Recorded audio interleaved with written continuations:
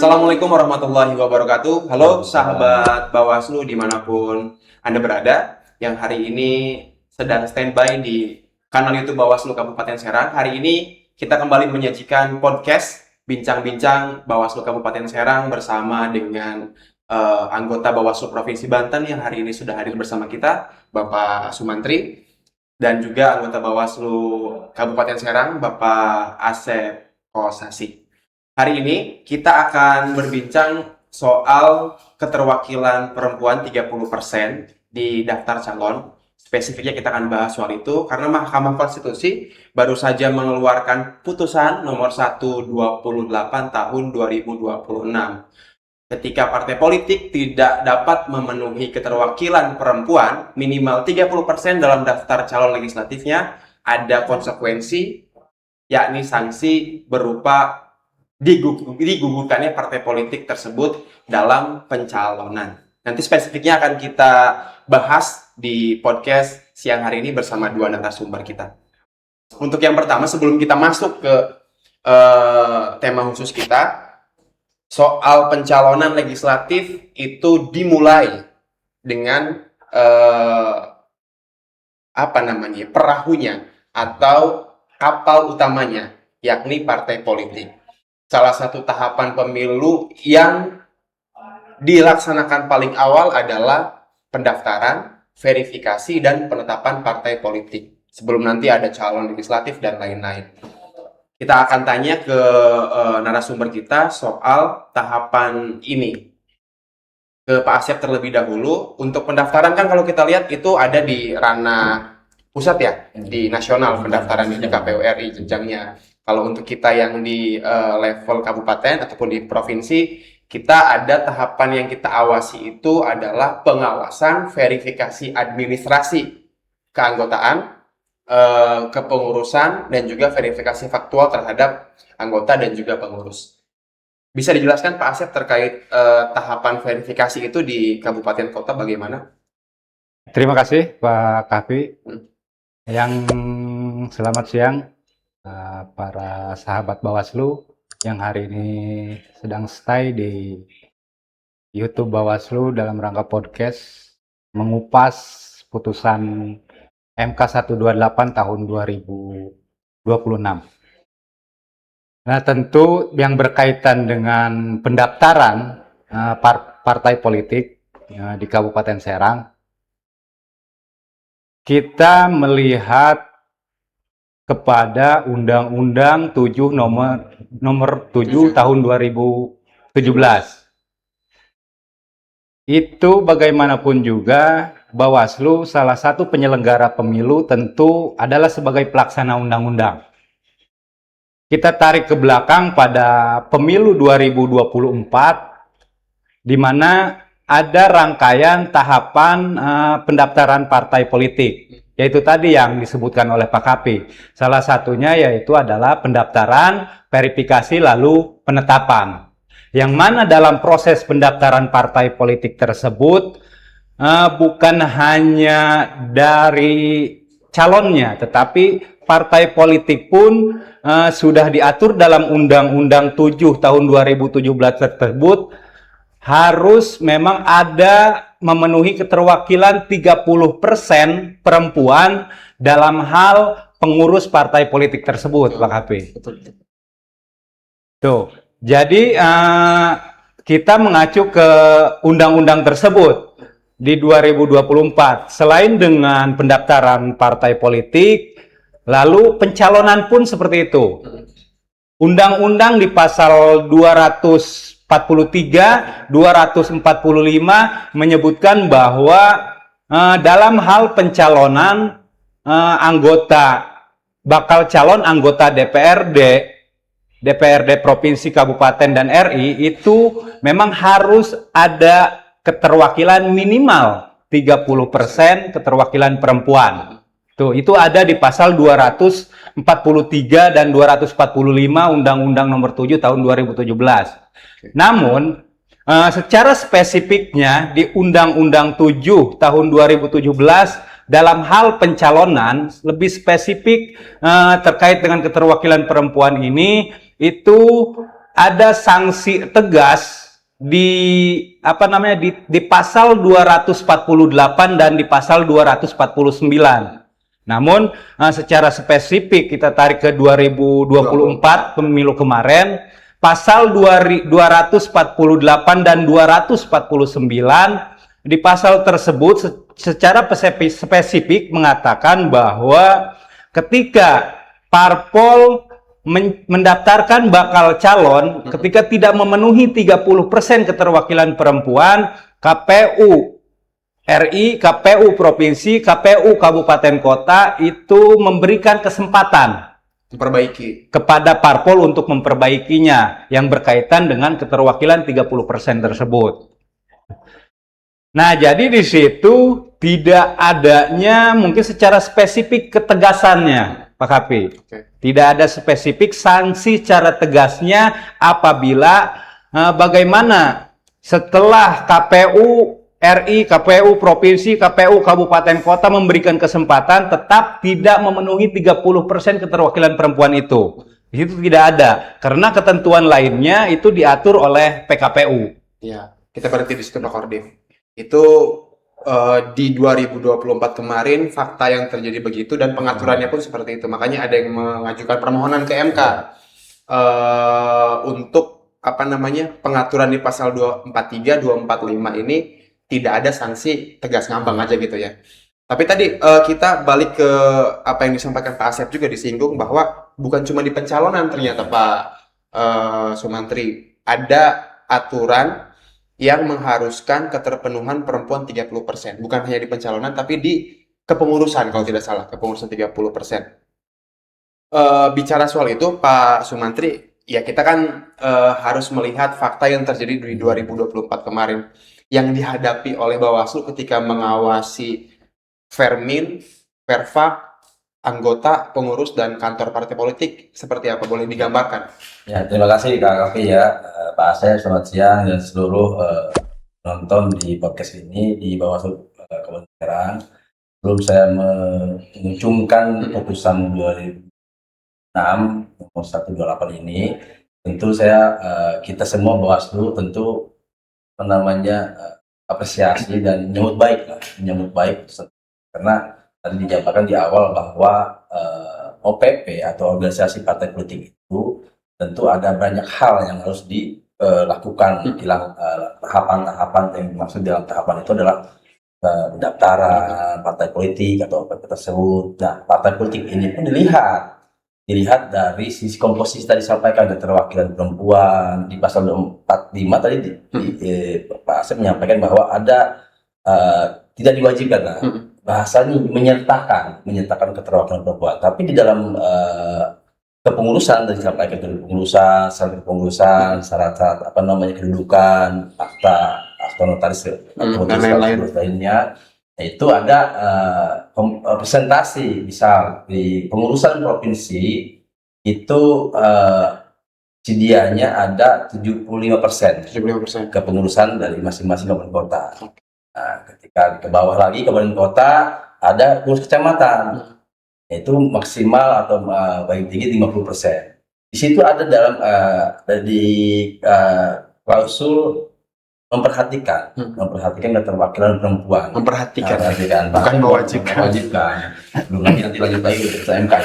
Tapi yang jelas ini adalah bagian dari sebuah terobosan baru Mahkamah Konstitusi untuk kemudian menyetarakan antara dua insan ini, laki-laki dan perempuan, menyetarakan sama gender lah. Betul. Atau sifatnya persamaan antara warga negara yang ada antara laki-laki dan perempuan. Tapi setidaknya partai politik juga mempunyai kewajiban ketika kepengurusan itu lahir atau dibentuk dan disahkan oleh KPU, tentu ini juga berkewajiban untuk adanya sebuah sistem informasi teknologi yang kita punya SIPOL di KPU itu. Kita Bawaslu sebagai pribadi saja. Nah, itu juga bagi kontrol PP atau organisasi partai politik maupun kontrol KPU maupun kontrol Bawaslu itu sendiri dalam hal tahapan-tahapan verifikasi administrasi maupun verifikasi faktual. Jangan ada administrasi tapi faktual tidak ada. Okay. Termasuk tadi sampaikan Kang Kavi ada kantornya, lembaga kedudukannya, di mana partai politik itu mempunyai kepengurusan berikut kepada kantor-kantor di setiap perwakilan daerah itu sendiri. Kalau di 2024 itu hal yang dalam hal ini soal keterwakilan pengurus perempuan partai politik baik tingkat provinsi ataupun kabupaten kota, hasil pengawasan Bawaslu seperti apa? Ada catatan khusus tidak? Kalau dilihat dari tahun 2024, kita melihat sedianya ada beberapa partai politik yang kurang mewakili keterwakilan tersebut. Tapi kan putusan MK ini lain hal. Tapi kalau misalkan di pengurusan itu memperhatikan di pasal sampai Pak Asep, 243 dan 145 dan seterusnya itu mempertimbangkan lah Pak sama dengan adanya pengurusan perempuan. Beda dengan keputusan MK nanti ke depan kita bahas nih. Karena kalau misalkan dilihat dari komposisi jumlah presentasi 75, 50, otomatis di situ ada keterwakilan perempuan yang harus diikutsertakan. Karena kita bukan hanya melihat perempuannya saja, tapi banyak yang kita lihat dari sisi administrasi, misalkan kepengurusan ganda, bisa jadi seseorang punya kepengurusan ganda dengan partai lainnya, kemudian administratif niknya, kemudian juga dia terapresiasi seseorang itu bisa jadi orang yang tidak berhendak jadi partai politik ataupun partai politik dia diikut sertakan, paling dia tidak pernah. Banyak hal yang kita awasi dalam hal kaitan dengan pengawasan lembaga Bawaslu ini. Maka dari itu kita bersinergi dengan KPU dan Bawaslu agar terciptanya tatanan administratif yang baik maupun verifikasi bersama-sama dengan verifikasi faktual bersama KPU agar memastikan adanya sebuah pengurusan maupun keterwakilan perempuan dan bahkan kedudukan yang ada di Bawaslu Provinsi Banten. Artinya pada 2024 secara umum kepengurusan perempuan di partai politik yang mendaftarkan diri itu terpenuhi secara umum terpenuhi. Di Kabupaten Serang sendiri Pak Asep, kalau kita flashback ada catatan khusus nggak ketika verifikasi partai politik? Ya Pak Kapi, yang berkaitan dengan verifikasi partai politik untuk hal keterwakilan 30% perempuan di Kabupaten Serang itu sendiri memenuhi 30% untuk keterwakilan perempuan yang berkaitan dengan verifikasi pendaftaran partai politik. Namun berbeda di Kabupaten Serang dengan pendaftaran bakal calon anggota legislatif itu DPRD dan DPRD kabupaten. Itu di Kabupaten Serang ada beberapa partai yang memang kurang dari 30% dari bakal calon. Kalau ini kita coba bukan menerka ya hasil pengawasan Bawaslu Kabupaten Serang dan juga Bawaslu Provinsi Banten memang sepertinya sulit ya untuk memenuhi keterwakilan perempuan ini untuk partai politik. Sepertinya agak sulit ya, atau seperti apa Bawaslu melihatnya? Kalau kita lihatnya ya meskipun ini harus nanya ke partai pengawasan pengawasan karena lihat kita regulasinya bahasanya menyertakan, memperhatikan, mempertimbangkan kaitan dengan keterwakilan tersebut, di mana kita melihat kalau di sisi nama saja banyak ada beberapa perempuan, karena kalau pembentukan partai politik itu perbandingan 1000 per 1. Ya itu kan kayak gitu kan dihitung daripada presentasi tersebut. Maka dari itu kita kalau dilihat dari kepengurusan tersebut ada beberapa, bahkan ada di beberapa partai politik ada KSB-nya perempuan. Iya, ketua, sekretaris, bendahara ada. Di situ menunjukkan bahwa adanya pionir dari beberapa perempuan yang hadir di Provinsi Banten. Kalau kita mengukur dari pemilu ke pemilu, di pemilu terakhir 2024 memang khusus untuk isu afirmasi terhadap perempuan bergerak maju bergerak maju. Pelan-pelan memang sudah mulai terpenuhi. Meskipun ada beberapa catatan yang akhirnya melahirkan permohonan ke MK, akhir putusan yang ini ya. Tapi secara umum memang bergerak maju, pelan-pelan mulai terpenuhi. Oke, tadi kita sudah bicara soal verifikasinya. Kita masuk ke tema utama kita, soal peraturan MK nomor 128 tahun 2026. Sahabat juga bisa baca-baca di googling ya, di Google soal putusan ini. Memang secara umum ini berangkat dari gugatan beberapa mahasiswa, kalau tidak salah, yang melihat di pemilu 2024 itu contoh kasusnya ada di Tulung Agung kalau tidak salah itu. Untuk caleg dari dapil sana hanya di beberapa partai politik atau di salah satu partai politik hanya ada satu calon laki-laki. Ya. Mungkin mereka tergerak untuk menyampaikan permohonan ke MK. Padahal di struktur hukumnya di Undang-Undang 7 udah ada gitu tuh. Dihimbau untuk memenuhi keterwakilan perempuan 30%, tapi terus gimana kalau nggak terpenuhi? Ternyata di Undang-Undang 7 belum menjawab. Makanya ada permohonan ini. Nah, bicara soal hal ini bisa disampaikan nggak secara utuh tapi ya umum aja, karena kalau spesifik kita agak terbatas durasi soal PMK ini gimana Pak Hodin? Menyambut ya Pak Asep dan Pak Kahfi, di mana sebetulnya ya, kita melihat perempuan itu istimewa, Betul. diistimewakan lah kalau Betul. kita bahasa. Tapi memang kalau melihat dari beberapa dapil, beberapa daerah pemilihan, ada yang tiada ketua perempuan. Tapi dari sisi untungkan, sebetulnya untungkan itu perempuan. Contoh kecil begini, bahwasannya ketika calon legislatif bertarung di pemilihan 2004 kemarin, ada sama suara sahnya. Kalau laki-laki dengan laki-laki dilihat sebaran hasil suara sah yang ada di dapil itu sendiri, baik itu kecamatan maupun di kota. Nah, kalau ada suara sah yang sama antara laki-laki dengan perempuan, maka tidak lagi dilihat dari sebaran suara sah di daerah masing-masing. Langsung perempuan ditetapkan sebagai calon terpilih. Nah, itu salah satu istimewa di situ di Undang-Undang 7 tahun 2017 itu.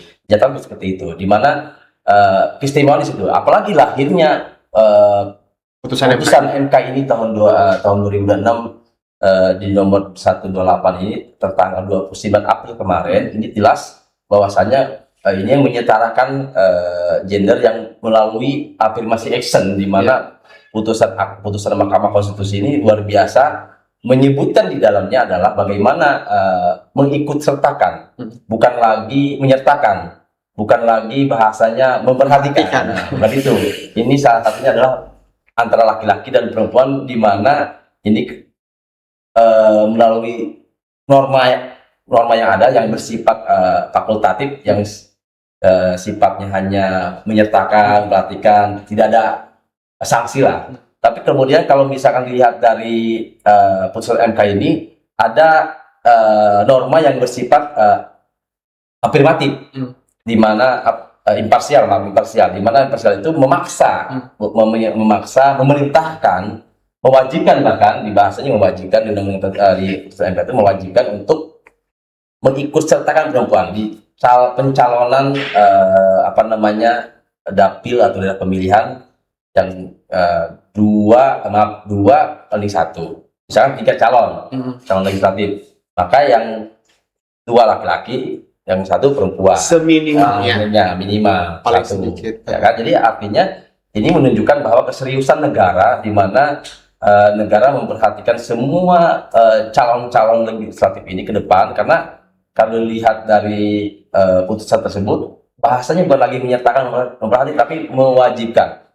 Yang tadi itu yang sifatnya imparsial, di mana harus memaksa dan memerintahkan agar KPU, ya baik KPU pusat, provinsi maupun kabupaten kota, jika tidak adanya keterwakilan perempuan dalam bakal calon legislatif tersebut, maka menggugurkan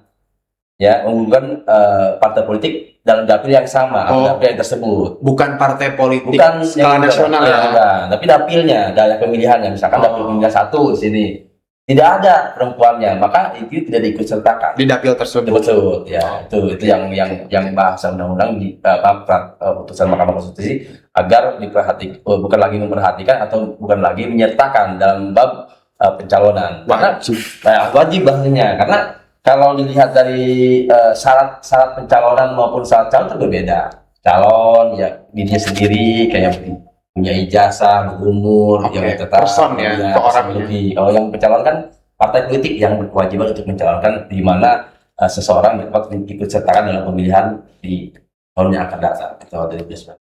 Oke. Jadi kalau untuk kuota yang 30% ini masuknya ke syarat pencalonan, bukan syarat calon. Ini juga biar publik tahu. Kadang kan ya memang publik melihatnya tidak kompleks karena memang kadang kita perlu sampaikan juga bahwa ya tadi ketika mendaftarkan calegnya, partai politik harus memperhatikan syarat calon dan syarat pencalonan. Satu saja tidak terpenuhi, itu ada dampak, ada konsekuensi hukumnya, ada punishment-nya. Dan untuk yang ini khusus kuota perempuan minimal, sekali lagi ya, minimal 30%, lebih baik. Itu bisa digugurkan di dapil yang bersangkutan, yang tidak terpenuhi 30% kuota perempuan itu. Ke Pak Asep, kalau ngelihat ke pemilu 2024, sepertinya ini menjadi dorongan khusus bagi partai politik untuk apa namanya ya, mengakomodir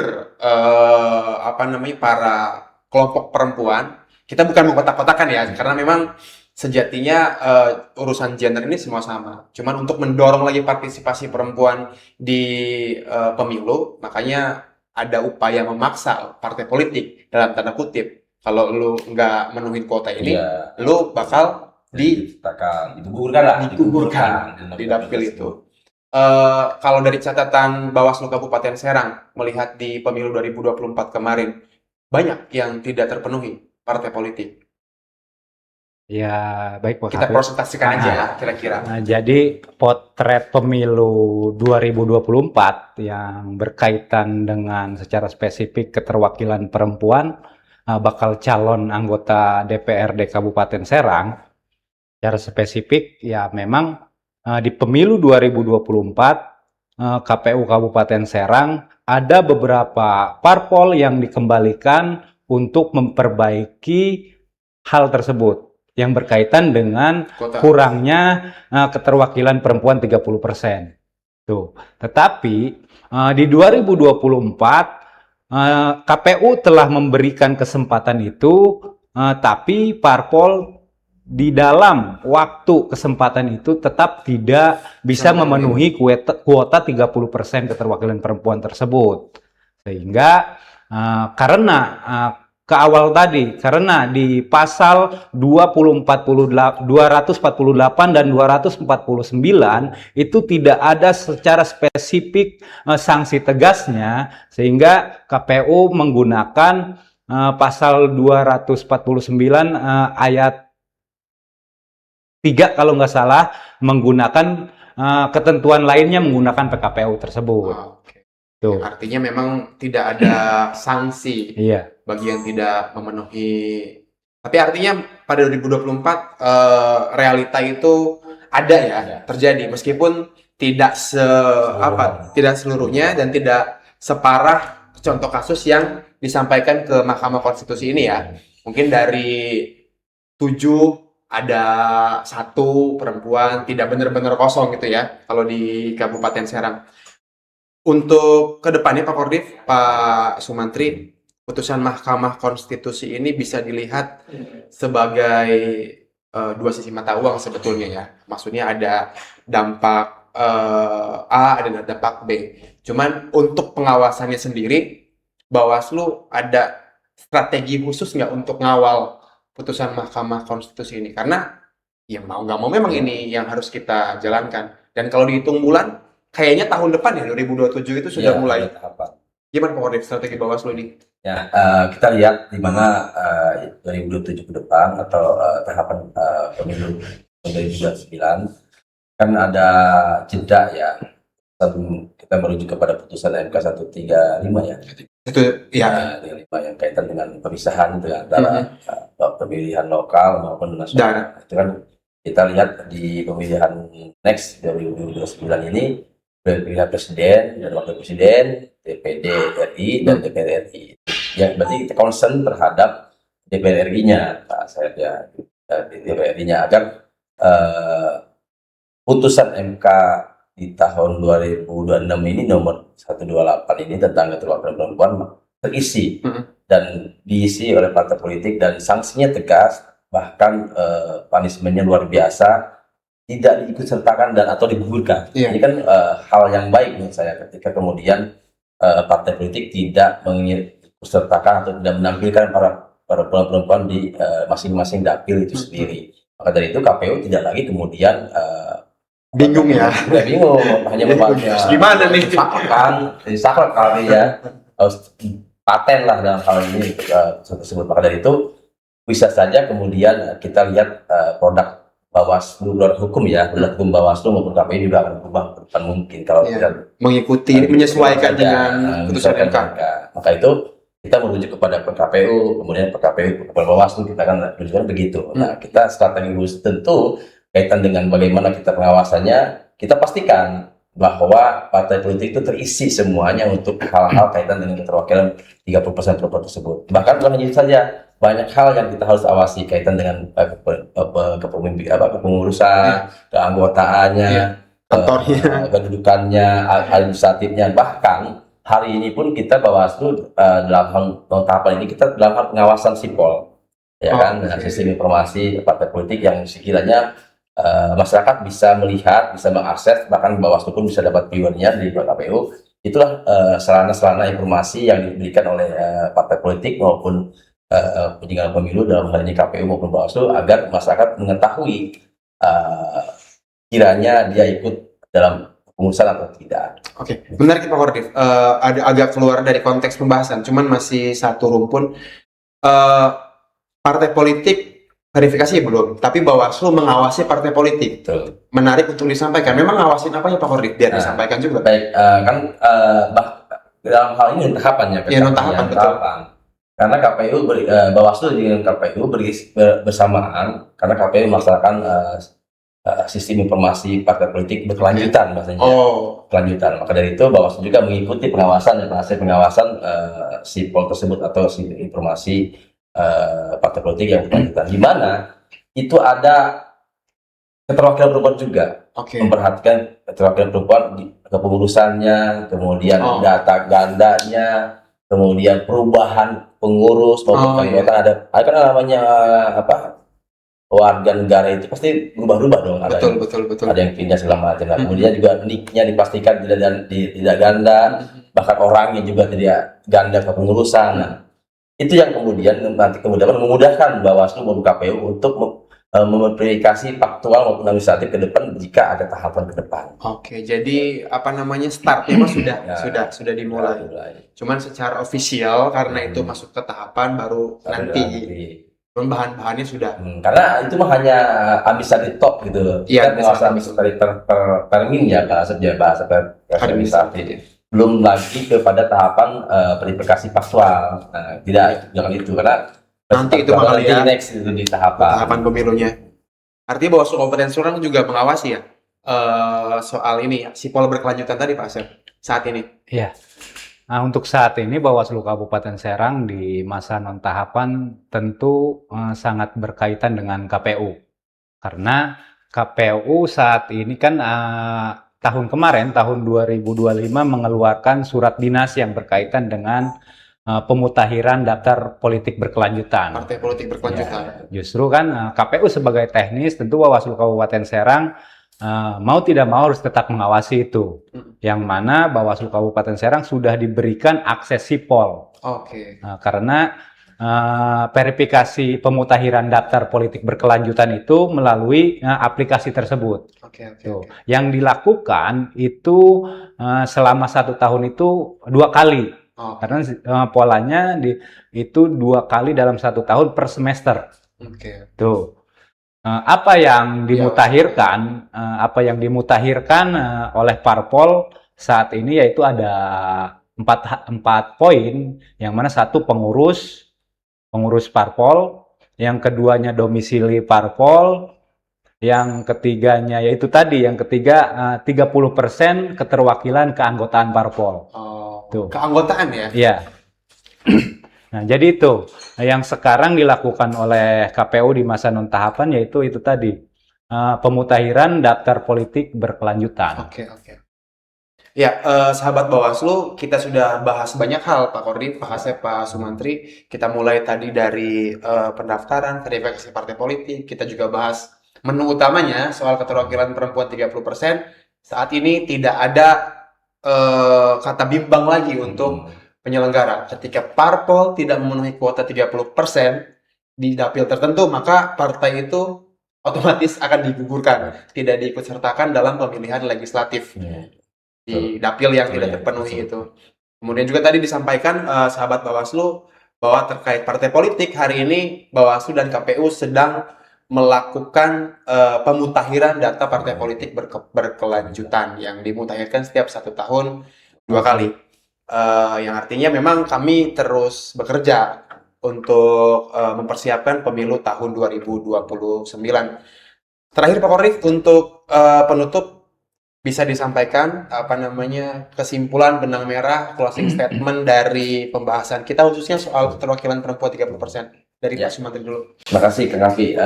Di mana dalam perjalanan verifikasi administratif maupun verifikasi faktual, semua penyelenggara baik KPU, Bawaslu dan partai politik tentu ini akan ada perselisihan, ada kekeliruan, kekeliruan dalam bentuk tahapan-tahapan depan. Nah, pada itu Bawaslu hadir jika ada kemudian kekeliruan, ada ranah laporan ke Bawaslu Provinsi Banten maupun ke kota khusus dari Kabupaten Serang, mana ada SIPS, Sistem Informasi Penyelesaian Sengketa. Kan kaitan dengan tahapan proses ya, beda dengan tahapan pasca hasil ya. Kalau kita dimulainya pendaftaran partai politik dan ditetapkan sebagai peserta pemilu ke depan, maka kami pun langsung melakukan action di mana memberikan kepada partai politik maupun kepada pemilu KPU untuk mengedukasi ke depan bersama-sama dengan semua masyarakat yang ada di Provinsi Banten. Maka kita menyiapkan ruang khusus laporan-laporan ketika ditemukannya sebuah kekeliruan dalam sisi administratif maupun faktual. Oke. Kita siapkan itu untuk wadahnya untuk menyelesaikan perselisihan dimaksud. Karena ada khawatir ada hak yang terlanggar, betul. ada hak yang tidak dikabulkan. Kan itu kan ruang Bawaslu itu.